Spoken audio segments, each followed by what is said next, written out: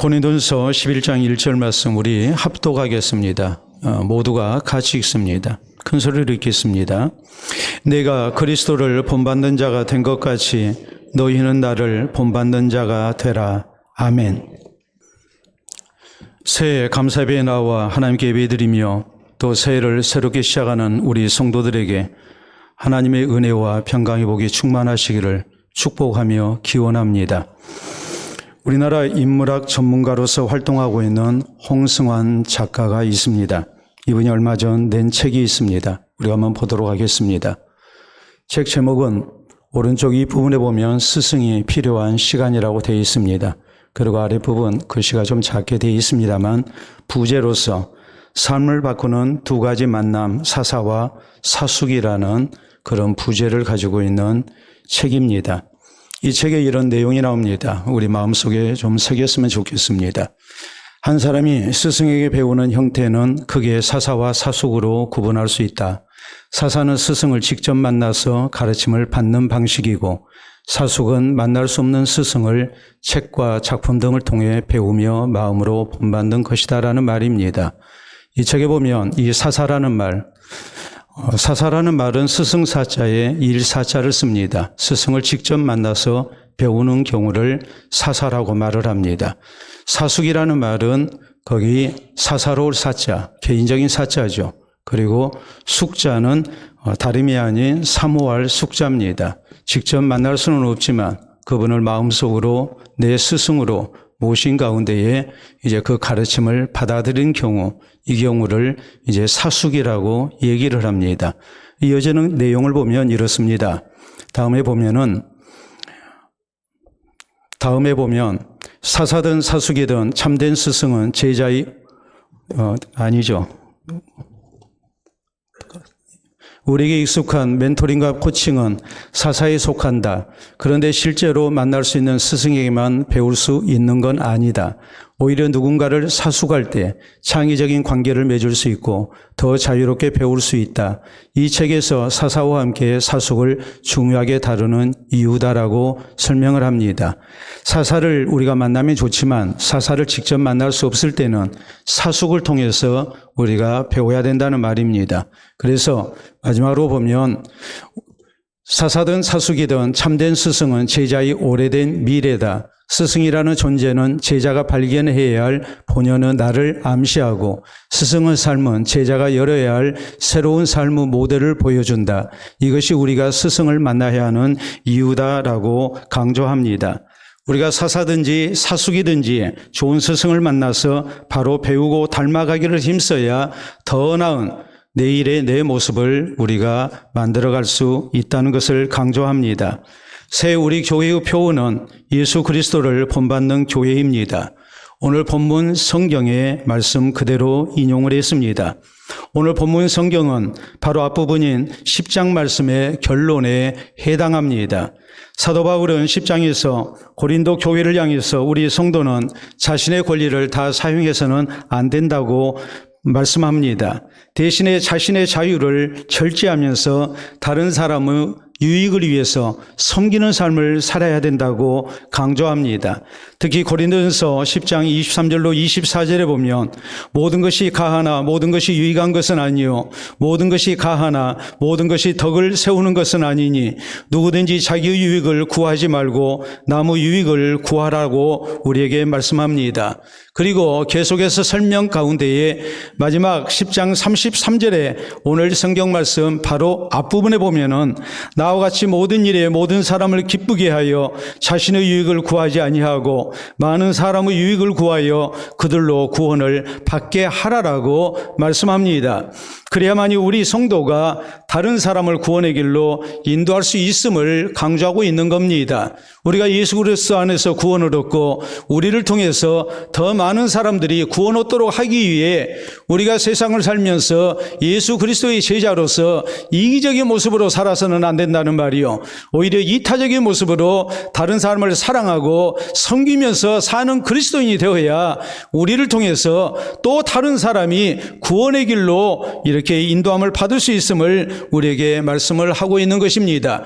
그리고 이어서 오늘 본문 성경에 그러기 위해 우리 성도는 그리스도를 본받는 자가 되어야 된다고 분명하게 강조합니다.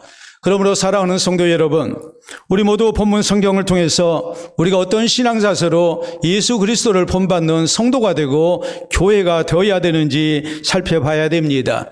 그래서 이 새해에 우리 모두가 진실된 예수 그리스도의 제자로서 살아가는 가운데에 또 다른 사람들을 구원받게 하는 데에 귀하게 쓰임받는 아름다운 은혜가 우리 모두에게 있어야 될 것입니다. 그러면 우리 성도는 어떤 신앙 자세로 예수 그리스도를 본받아야 합니까? 우리는 첫째로 우리 성도의 신앙생활의 모본은 오직 예수 그리스도이신 것을 잊어서는 안 됩니다. 오늘 본문 성경에 사도 바울은 고린도 교회를 향해서 내가 그리스도를 본받는 자가 된 것 같이 너희는 나를 본받는 자가 되라라고 말씀합니다. 이 말씀에 대한 오해가 없어야 됩니다. 바울 사도가 고린도 교회를 향해서 너희는 나를 본받으라고 말씀한 게 아닙니다. 내가 그리스도를 본받는 자가 된 것 같이 너희도 나처럼 그리스도를 본받는 자가 되라라고 이렇게 말씀하고 있는 것입니다.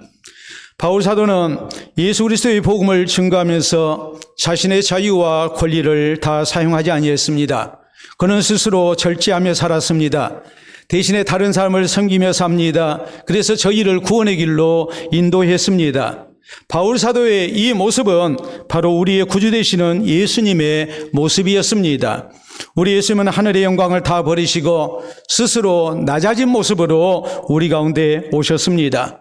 십자가에서 우리의 죄를 대속해서 죽으십니다.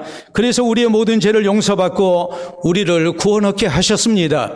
그러므로 사도 바울도 이 예수님을 본받습니다. 예수님처럼 자신을 낮춥니다. 자신의 자유와 권리를 절제합니다. 자기를 희생합니다. 다른 사람을 섬기며 삽니다. 그래서 예수 그리스도의 복음을 증거하는 사람으로, 그래서 많은 사람들이 구원 얻게 하는데 그는 이렇게 귀하게 쓰임을 받았습니다. 그렇기 때문에 사도 바울이 너희는 나를 본받는 자가 되라라고 말했을 때에 그 진정한 뜻이 뭐겠습니까? 그것은 나처럼 그리스도를 본받으며 살아라는 뜻입니다. 우리가 주님 앞에 바울 사도처럼 부르심을 받았습니다. 또한 우리가 바울 사도처럼 예수 그리스도의 복음을 증거하는 자로 세우심을 입었습니다. 그렇다면 우리에게 무엇이 필요한가 했을 때에 사도 바울처럼 예수님을 본받고 사는 사람이 되어야 된다는 사실입니다. 그렇기 때문에 우리 성도에게 있어서 우리 신앙생활의 모본은 무엇보다도 오직 예수님이신 것을 우리가 기억해야 된다는 말입니다. 우리는 신앙생활하면서 철저히 예수 그리스도를 본받는 주의 제자가 되어야 됩니다. 우리 예수님께서 제자들 사이에 다툼이 있었을 때에, 저희가 서로 누가 크냐고 다툼이 일어났을 때 우리 예수님은 어린아이 하나를 세우시고 이 어린아이처럼 자신을 낮추는 자가 천국에서 큰 자가 될 거라고 말씀하셨습니다. 그러나 제자들은 자기를 낮추고 싶은 생각이 전혀 없었습니다. 이것이 노골적으로 표현이 됩니다. 우리 예수님 모시고 예수님이 십자가 지시기 전날 밤 마지막으로 함께 식사를 나누게 되는데 그때에 어느 누구도 예수님의 발을 씻겨드리지 않았습니다. 밖에서 활동하고 집 안에 들어오면 먼저 발을 씻어야 합니다. 그리고 손을 씻고 식사를 합니다. 손은 씻었으나 발은 씻지 않았습니다. 발을 씻겨주는 종이 있어야 되는데 발을 씻겨주는 사람이 없었기 때문입니다. 그렇다면 누군가가 나서서 예수님의 발도 씻겨드려야 하고 다른 사람의 발도 씻어줘야 됩니다. 그런데 발을 씻기는 일은 그 집에서 가장 천한 종이 하는 일입니다. 제자들 모두가 다 그런 생각을 했겠죠.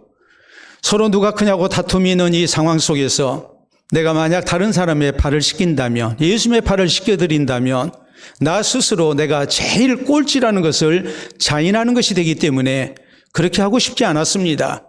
이런 상황 속에서 예수님께서 식사하시다 말고 제자들의 발을 씻겨주십니다. 세족식을 거행하십니다.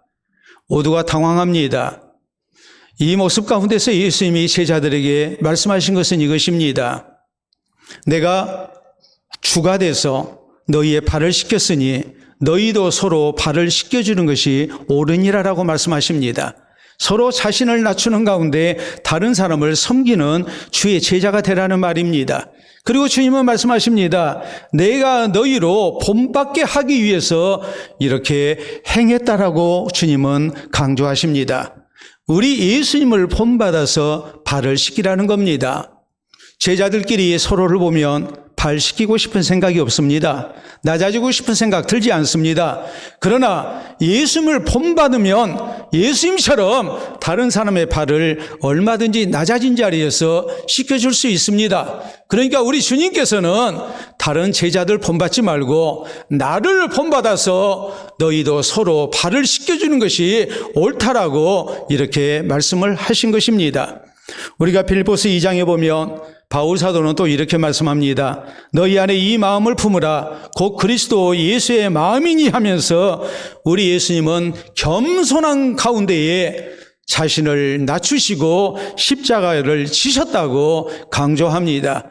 예수님처럼 우리가 겸손한 마음을 품고 우리가 하나님의 말씀에 복종하고 다른 사람을 섬기며 사는 그리스도인이 되어야 될 것을 우리에게 말씀하고 있는 것입니다.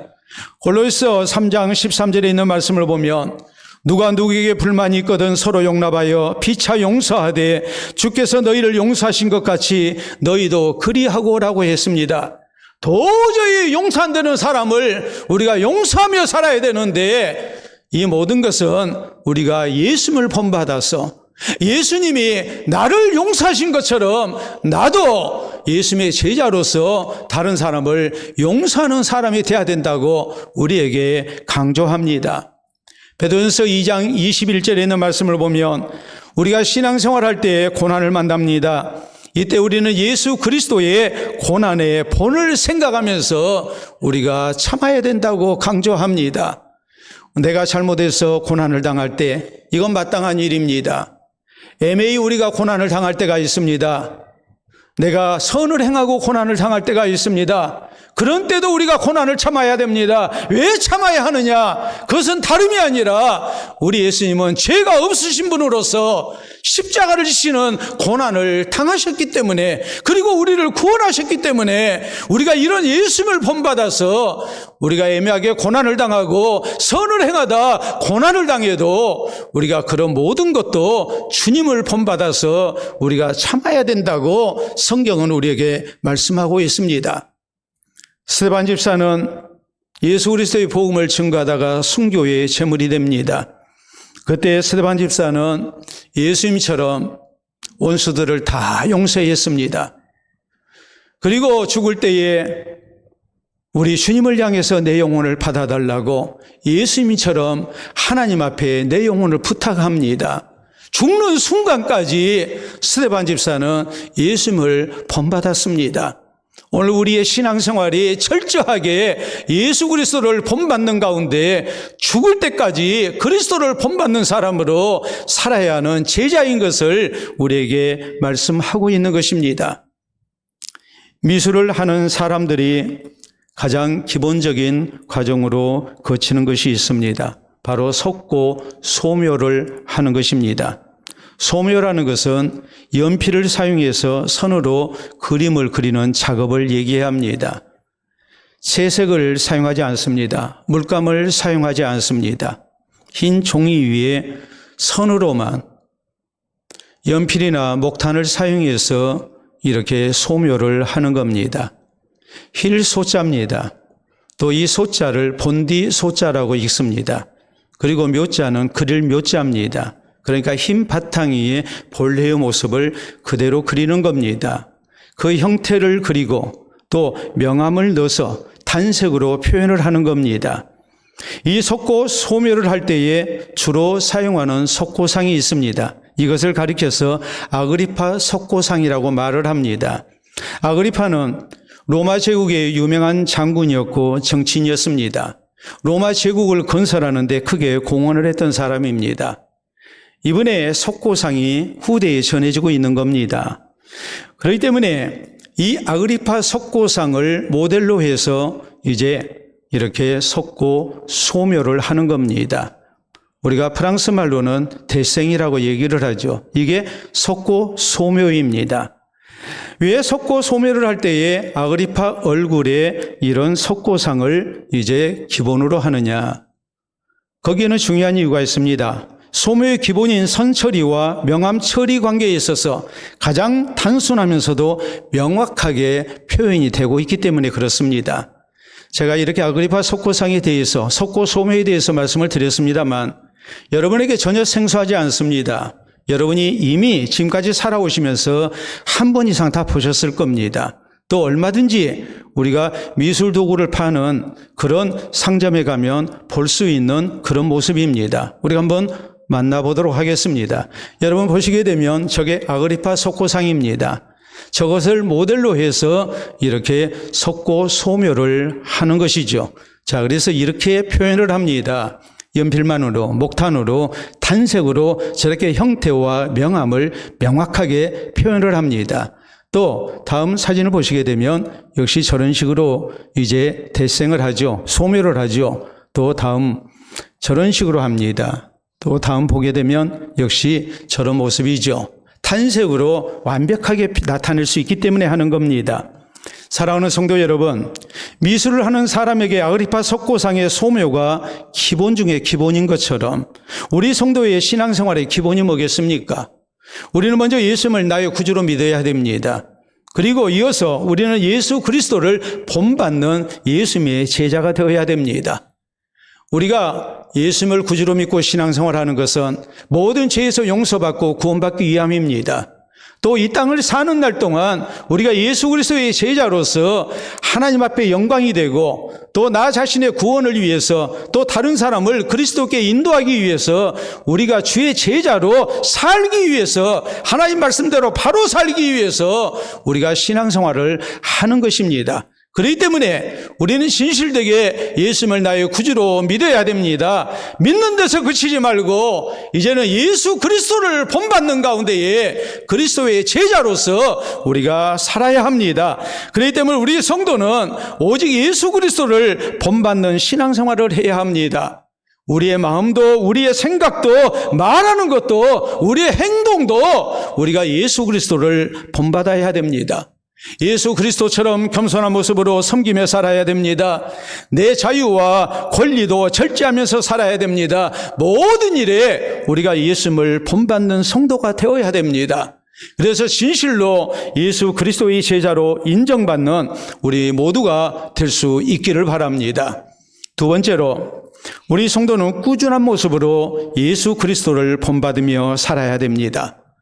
내가 그리스도를 본받는 자가 된 것 같이 너희는 나를 본받는 자가 되라 라고 말씀합니다.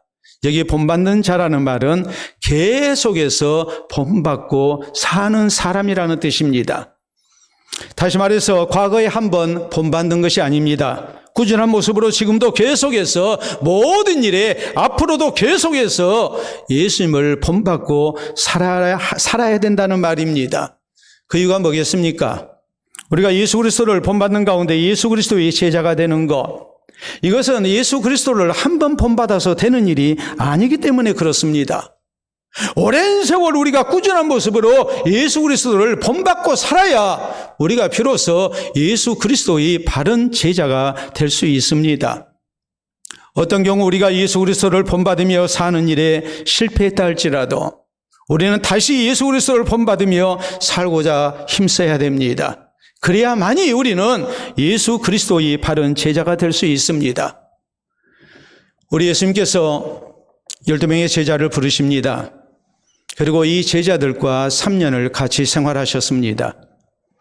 제자들이 아침에 예수님 만나러 와서 저녁에 해가 질 때에 집으로 퇴근하고 그런 식으로 예수님의 제자 생활을 하지 않았습니다. 예수님과 3년을 집을 떠나서 숙식을 같이 하며 24시간을 함께 살았습니다. 그렇게 3년을 살았습니다. 그 이유가 무엇입니까? 먼저는 예수님이 누구신가를 가까이서 보고 경험하게 했습니다. 그래서 예수님에 대해서 바로 증거토록 하기 위해서입니다. 또 하나는 예수님의 일거수일투족을 살피면서 예수님을 닮아가도록 하기 위해서입니다. 출퇴근하면서 예수님을 배우지 않았습니다. 예수님이 이 상황에서는 어떻게 하셨는지, 예수님이 어떻게 말씀하셨는지, 어떤 행동을 하셨는지, 이 모든 것을 3년 동안을 주님과 함께 생활하면서 배웠습니다. 그렇다고 해서 3년이 지나고 난 다음에 제자들의 모습이 예수 그리스도의 제자답게 성숙되었냐면 그리하지를 못했습니다. 안타깝게도 예수님께서 십자가 지시기 위해 원수들에게 잡히실 때에 제자들 모두가 다 도망갔습니다. 가룟 유다는 예수님을 팔아 넘겼습니다. 수제자인 베드로조차도 예수님을 모른다고 3번이나 부인했습니다. 3년을 숙식을 같이 하며 예수님께 직접적으로 배웠음에도 불구하고 예수님을 본받았음에도 불구하고 저희는 철저히 실패자가 되고 말았습니다. 이런 제자들을 예수님께서 소망 없다고 버리시지 않습니다. 저희를 위해 기도하시고 저희를 용서하시고 저희를 찾아가서 다시 일으켜 세우십니다. 새 출발하게 하십니다. 그래서 이들은 예수 그리스도의 바른 제자들이 될 수 있었습니다. 우리가 넘어진 자리에서 다시 일어나서 새 출발해야 되는 이유가 거기에 있습니다. 내가 지난 한 해 동안 또 지금까지 신앙생활하면서 내 신앙이 바르게 자라지 못했고 예수 그리스도를 닮아가지 못했습니다. 부족한 것이 너무나 많습니다. 나는 아무리 신앙생활해도 절대로 예수 그리스도의 바른 제자가 될 수 없을 것 같습니다. 그래도 우리가 포기하지 말아야 됩니다. 다시 일어나서 우리는 예수 그리스도를 본받는 주의 제자가 되어야 됩니다. 우리의 생명이 다하는 날까지 우리가 꾸준히 예수 그리스도를 본받는 제자가 되어야 됩니다. 사도 바울은 한 번 예수 그리스도를 본받아서 예수 그리스도의 바른 제자로서 쓰임을 받았던 것이 결코 아닙니다. 바울은 우리가 잘 아는 대로 예수님의 직접적인 부르심을 받은 제자는 아니었습니다. 부활하신 예수님을 한번 봤을 뿐입니다. 바울에게 있어서 예수님은 사사의 관계가 아니라 사숙의 관계였습니다. 바울은 평생 예수 그리스도의 가르침을 가슴에 품고 살았습니다. 내가 예수님을 예수님께 직접적으로 3년 동안 배우지는 못했지만, 예수님은 딱 한 번밖에 보지 못했지만, 그는 예수 그리스도를 사사로 모시지 못했다 할지라도 그는 예수 그리스도를 사숙하면서 늘 마음에 품고 살았습니다. 예수 그리스도를 본받고 그리스도를 닮아가기를 힘썼습니다. 바울 사도가 쓰고 있는 성경 가운데 빌립보서가 있습니다. 빌립보서는 사도 바울이 노년에 쓴 성경입니다. 대략적으로 30여 년의 사도 생활을 정리하면서 쓴 서신으로 우리에게 알려져 있습니다. 이 빌립보서 3장 12절에 바울이 놀라운 고백을 합니다. 내가 이미 얻었담도 아니요 온전히 이루었담도 아니라 오직 내가 그리스도 예수께 잡힌 바 된 그것을 잡으려고 달려가노라라고 말합니다. 부활하신 예수님을 만나고 예수님을 사숙하면서 그는 30여 년 동안을 변심하지 아니하고 예수 그리스도의 사도로서 헌신됐습니다. 그런데 고백합니다. 나는 아직도 부족한 사람이다. 나는 아직도 달려가야 하는 사람이다. 나는 아직도 그리스도를 붙들고 그리스도를 따르면서 본받으면서 살고자 애쓰고 있다고 그는 고백합니다. 예수 그리스도의 신실한 제자로서 아직도 나는 부족하다고 고백하면서 자신의 최선을 다해서 신앙생활할 것을 이렇게 고백하며 다짐하고 있는 것입니다. 우리 성도가 진실되게 예수 그리스도를 본받기를 원한다면 우리는 한 번 본받는 사람이 돼서는 안 됩니다. 꾸준히 평생토록 우리가 예수 그리스도를 본받으면서 사는 주의 백성이 되어야 됩니다. 역사에 남는 유명한 그리스의 철학자가 있습니다. 우리가 잘 아는 소크라테스입니다.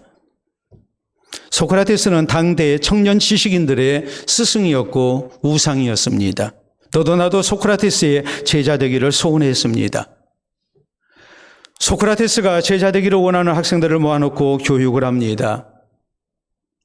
가르침을 베푸는 첫날 소크라테스는 학생들에게 이렇게 말합니다. 내가 공부에 도움이 되는 동작 하나를 가르쳐 주겠다. 그러면서 나를 따라서 팔을 최대한 앞으로 뻗은 다음에 다시 최대한 뒤로 뻗어 보아라라고 하며 자기 자신이 직접 시범을 보여줬습니다. 우리도 한번 해보도록 하겠습니다. 자, 두 손 들고 앞으로 쭉 내고 다시 뒤로 쭉 펴고, 네, 뒤로 쭉 펴고, 이 정도가 아니고 뒤로 쭉 펴고, 이걸 하루에 날마다 300번씩 하라고 했습니다. 너희들 다 할 수 있지? 그랬더니 이 젊은 청년들이 예, 할 수 있습니다. 정말 꼭 하겠느냐? 예, 꼭 하겠습니다. 약속을 했습니다. 한 달이 지나고 난 다음에 소크라테스가 제자들에게 물었습니다. 내가 첫날 너희에게 또 너희와 약속했던 이 동작을 지금까지 계속하고 있는 사람 하고서 조사를 해봤더니 90%가 계속하고 있다고 했습니다. 굉장히 많죠. 우리 같으면 여러분들 약속했지만 벌써 300번이라는 말에 주저앉았습니다. 하루 한 번씩 날마다 하라고 했으니까 이미 우리는 포기했습니다. 근데 소크라테스의 제자가 되기 위해서 모두가 다 약속한 일인지라 한 달 동안 90%가 했습니다. 또 한 달이 지나서 물어봤습니다. 60%가 계속하고 있었습니다.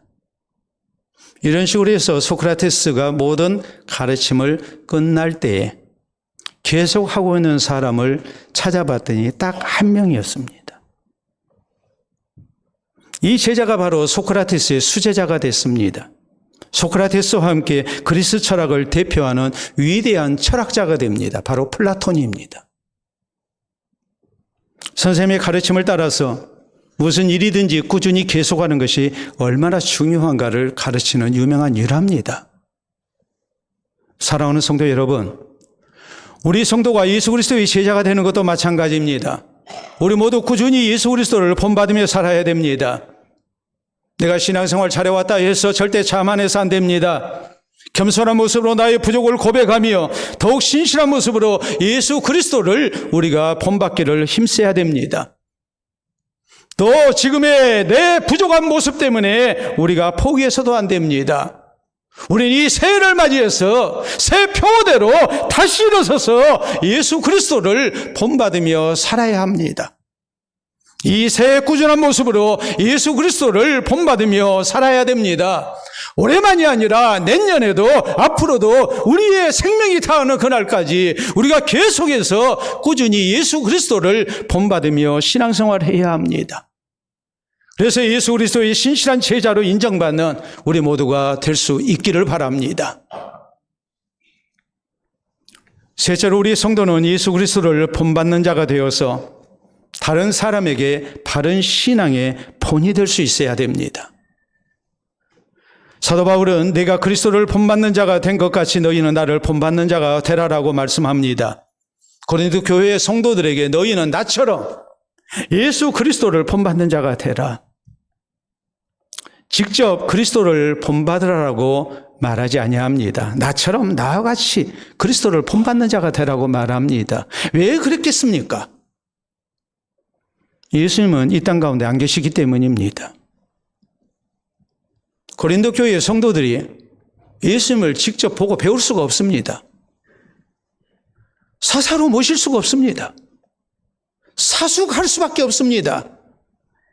그러나 나를 가르치는 우리 교회 예수 그리스도의 복음을 증거해 주는 사도 바울이 예수 그리스도를 본받는 모습으로 산다면 그것을 보고 교회의 성도들이 그리스도를 본받는 것이 훨씬 더 용이할 것입니다. 그렇기 때문에 바울 사도는 너희는 나처럼 그리스도를 본받는 자가 되라라고 이 교회의 성도들 앞에 본이 되기를 원했던 겁니다.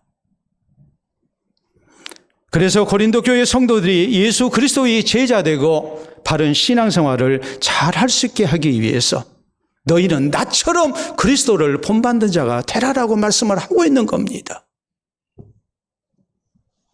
우리가 이 사실을 기억해야 됩니다. 내가 먼저 예수 그리스도를 본받는 자가 돼야 나를 통해서 예수 그리스도의 모습이 드러납니다. 그리고 다른 사람들이 예수 그리스도를 본받게 됩니다. 내 주변에 있는 사람들이 이 나를 통해서 예수님의 모습을 보고 예수님처럼 사는 것이 무엇인가를 알게 되고 저희에게 비로소 생명의 복음이 예수 그리스도의 복음이 증거되는 것입니다. 초대 예루살렘 교회의 성도들은 사도들의 가르침을 따라서 바른 신앙생활을 힘썼습니다. 그럴 때 온 백성에게 칭송을 들을 수 있었고 구원받는 사람들이 더해졌다고 성경은 말씀합니다. 안디옥 교회의 성도들도 그랬습니다. 지도자들의 가르침을 따라서 그 말씀에 순종하며 살고자 했을 때에 세상 사람들은 저희를 보고 그리스도인이라고 불러줬습니다. 기독교인이라는 영광스러운 별명은 이렇게 시작이 됐습니다. 크리스티아노스라는 말, 그리스도에게 소속된 사람들, 그리스도의 사람들, 예수 그리스도의 제자들, 작은 예수, 작은 그리스도라는 별명은 그렇게 해서 생겨났습니다. 그럴 때 믿는 사람들이 더 많아졌습니다. 인도 독립의 아버지 간디는 젊어서 자기들을 식민 지배하고 있었던 영국으로 유학을 갔습니다. 영국은 기독교 국가입니다. 거기서 생활하면서 그는 기독교 문화에 대해서 배웠고 또 기독교 복음에 대해서 들었고 또 많은 그리스도인들을 만날 수 있었습니다. 만나는 사람들마다 교회에 함께 나가자고 함께 예수님 구주로 믿자고 간디에게 개종할 것을 권유합니다. 그때 간디는 너무나도 우리가 새겨들어야 할 마음 아픈 얘기를 합니다. 나는 예수님을 좋아하고 존경합니다. 그러나 교회는 좋아하지 않습니다. 왜냐하면 기독교인들이 예수님을 본받지 아니하기 때문입니다라고 말했습니다. 그리고 이런 말을 합니다. 나를 그리스도인으로 개종시키려고 하지 마십시오. 먼저 당신들이 예수님의 제자인 것을 나에게 보여주시오라고 했습니다. 우리 주변에 있는 사람들이 우리에게 바라는 말 아니겠습니까? 이 간디의 말 앞에 누가 자유로울 수 있습니까? 우리의 양심을 찌르는 부끄러운 말 아닙니까? 사랑하는 성도 여러분, 성경은 디모데전서 4장 12절 이하에 사도 바울이 그의 목회 후계자인 디모데에게 간곡히 부탁했던 말씀을 이렇게 전합니다. 오직 말과 행실과 사랑과 믿음과 정절에 믿는 자들의 본이 되라. 전심전력에서 너의 성숙함을 모든 사람에게 나타나게 하라. 이 일을 계속하라. 그래야 내 자신과 내게 듣는 사람들을 구원하리라. 그러므로 우리 성도가 그리스도를 본받아야 할 절대적 이유가 뭐겠습니까? 그래야 내가 진짜 구원받은 성도가 될 수 있기 때문입니다. 또 다른 사람에게 본이 돼서 저희를 구원의 길로 우리가 인도할 수 있기 때문에 그렇습니다. 그러므로 우리 모두 전심전력에서 예수 그리스도를 본받는 자가 되어야 됩니다. 다른 사람들에게 우리가 바른 신앙의 본이 되어야 됩니다. 그래서 나 자신의 신앙을 더욱 굳건히 하고 구원받기에 합당한 성도가 되고 또 다른 사람을 구원의 길로 인도하는 예수 그리스도의 제자로 쓰임받는 우리 성도, 우리 교회가 될 수 있기를 바랍니다. 1800년대 말 미국에 치솜이라는 청년이 있었습니다. 그의 직업은 기자였습니다. 하루는 어느 부흥집회에 취재차 참석을 하게 됐습니다. 그날 설교 말씀은 요한복음 3장 3절에 있는 예수님의 말씀이었습니다. 진실로 진실로 네게 이르노니 사람이 거듭나지 아니하면 하나님의 나라를 볼 수 없느니라라는 말씀이었습니다. 설교자가 강조합니다. 거듭난 것이 무엇인가? 거듭나야 우리가 하나님 나라 가는데 거듭남이 무엇인가? 나는 거룩하신 하나님 앞에 죄인으로서 도저히 나는 하나님 나라 갈 수 없는 죄인인 것을 회개하는 거라고, 그리고 진실되게 예수 그리스도를 나의 구주로 영접하는 것이 거듭난 것이라고 강조합니다. 그리고 자신의 삶도 거듭나야 우리가 하나님 나라 들어갈 수 있다고 설교자는 힘줘서 강조했습니다. 지솜은 이 설교 앞에, 하나님의 말씀 앞에 내가 진짜 거듭난 사람인가를 다시 한번 돌아봅니다. 거듭나지 않은 사람이었습니다. 하나님 앞에 내가 죄인 것을 고백합니다. 예수님만이 나의 구주인 것을 고백합니다. 그리고 그리스도로서 바른 삶을 살고자, 예수님을 본받고자, 예수님을 닮고자 그는 마음에 굳게 결심합니다. 이 마음으로 그는 평생을 살았습니다. 하나님께 헌신됐습니다. 목사가 됐습니다. 94세까지 그는 예수 그리스도의 복음을 증거하고 교회를 섬겼습니다. 이 지솜이 거듭날 때 자신의 문학적 재능으로 아름다운 찬송시를 썼습니다. 지솜은 자기의 재능을 따라서 평생 동안 1200여 편의 찬송시를 썼습니다. 가장 먼저 거듭나면서 썼던 찬송시, 그것이 오늘 우리가 설교 후에 부르게 될 찬송 452장입니다. 거듭난 그리스도인으로서 예수 그리스도를 본받아 살 것을 다짐하면서 제일 먼저 쓴 찬송시, 바로 내 모든 소원 기도의 제목입니다. 우리가 가사를 보도록 하겠습니다. 내 모든 소원 기도의 제목, 예수님 닮기 원함이라. 예수님 형상 다 입기 위해 세상의 보호와 아끼지 않네. 무한한 사랑 풍성한 긍휼, 슬픈 자 위로하시는 주, 길 잃은 죄인 부르는 예수, 그 형상 닮게 하옵소서. 겸손한 예수, 거룩한 주님, 온수의 멸시 참으시사 우리를 위해 고난을 받은 구주를 닮게 하옵소서. 후렴은 이렇습니다. 예수님 닮기 내가 원하네. 나를 구원하신 예수님을 내 마음속에 지금 곧 오사 주님의 형상 인치소서라는 찬송입니다. 오직 예수 그리스도를 본받기를 소원합니다. 예수 그리스도를 닮고자 합니다. 예수 그리스도의 형상이 내 안에 있기를 소원합니다. 이것이 내 모든 소원이고 내 기도의 제목이라고 다짐하고 자기 신앙생활에 목표로 세웠습니다. 사랑하는 성도 여러분, 이 새해를 맞이해서 이 신앙 고백이 우리의 새해 소원이 되기를 원합니다.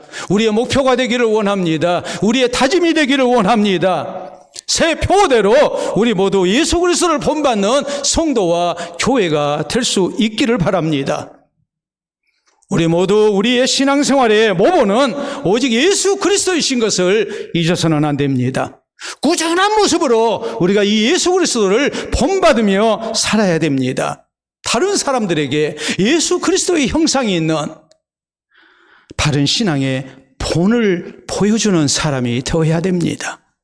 그래서 나 자신을 구원하고 또 다른 사람을 구원의 길로 인도하는 우리 모든 성도와 교회 될 수 있기를 우리 주님의 이름으로 축원합니다. 우리 함께 기도합니다. 올 새해 여러분의 소원이 무엇입니까? 여러분의 목표가 무엇입니까? 여러분은 무엇을 다짐하고 이 새해 새 출발하기를 원하십니까? 건강입니까? 잘 사는 것입니까? 내가 좀 더 높은 지위에 오르는 것입니까? 좀 더 자유롭게 사는 모습입니까? 다 좋습니다. 그러나 우리가 예수 그리스도를 본받는 사람 되는 것, 이거 빠져서는 안 됩니다. 우리 죽는 날까지 이것이 우리 신앙생활의 목표가 되어야 됩니다. 주님 앞에 앞으로 이 해가 다 가고 우리의 생명이 다하는 그날까지 예수 그리스도를 본받으며 살겠습니다. 그래서 내 주변에 있는 사람들에게 진실된 그리스도인으로 예수님의 제자로 인정받고 저희에게 예수 그리스도의 생명의 복음을 증거하고 구원의 길로 인도하는 하나님의 사람으로 쓰임 받겨놓으라고 우리 다짐할 수 있기를 바랍니다. 기도합니다.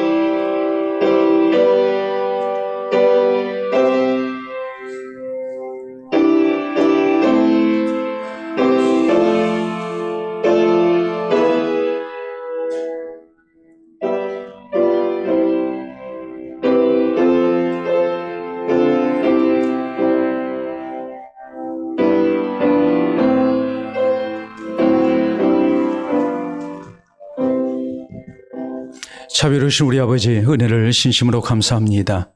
지난 한 해를 돌아볼 때에 우리가 신실한 그리스도인으로 살지 못했음을 생각하면 참으로 부끄럽기 그지없사오나 주께서 우리를 긍휼히 여기시고 또 새해를 허락해 주신 것을 감사합니다. 특별히 새해 목표로 우리 모두에게 예수 그리스도를 본받는 예수 그리스도의 제자된 삶을 다짐할 수 있도록 은혜 주시니 진심으로 감사합니다. 우리가 다시 한번 새 출발하기를 원합니다. 넘어진 자리에서 일어나서 오직 예수 그리스도를 본받고 예수님처럼 생각하며 예수님처럼 말하며 예수님처럼 선택하며 예수님처럼 결정하고 예수님처럼 행하기를 원합니다. 모든 일에 예수 그리스도를 본받아 살아가는 우리 모두가 되게 하시고 우리 모두에게 꾸준히 이 한 해를 이 모습으로 살아갈 수 있는 굳센 의지도 허락해 주시옵소서. 그래서 우리의 모습이 날마다 성숙돼 가게 하시고 변화된 모습이 있게 하시고 우리의 모습을 통해서 우리 주변 사람들에게 신실한 신앙인으로 인정받게 하시고 저희에게 감동이 되게 하시고 감화가 되게 하여 주셔서 저희와 함께 구원의 아름다운 대열 속에 우리가 함께할 수 있도록 도와주시옵기를 원합니다. 우리 주께서 우리에게 맡겨주신 가정을 또 우리에게 맡겨주신 이 지역사회를 또한 열방을 향해 우리가 예수 그리스도를 본받는 가운데 하나님의 영광을 드러내게 하시고 생명의 복음을 힘있게 증거해 나갈 수 있도록 역사하여 주시옵소서. 그리스도와 더불어 살고자 하는 사랑하는 성도들에게 하나님께서 선한 형편도 주시고 은혜도 더하여 주셔서 그리스도를 닮아가는 삶이 우리에게 가장 복된 삶이 되게 하시고 하나님께 사랑받는 삶이 되게 하시고 또 하나님을 영화롭게 하는 삶이 될 수 있도록 인도하여 주시옵소서. 감사하며 예수님 이름으로 기도하옵나이다. 아멘.